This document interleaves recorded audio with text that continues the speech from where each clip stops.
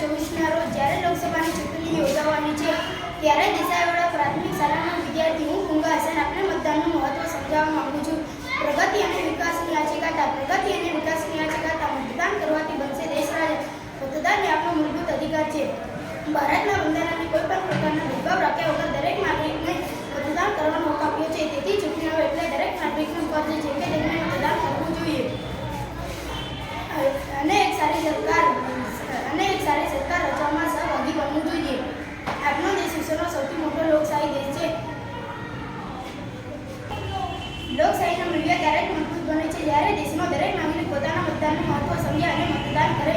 કહેવાય છે કે યુવા શક્તિના છે ત્રણ કામ: શિક્ષા, સેવા અને મતદાન. તેથી મારી સૌને નમ્ર અર્જ છે કે સ્ત્રી હોય કે પુરુષ, યુવા હોય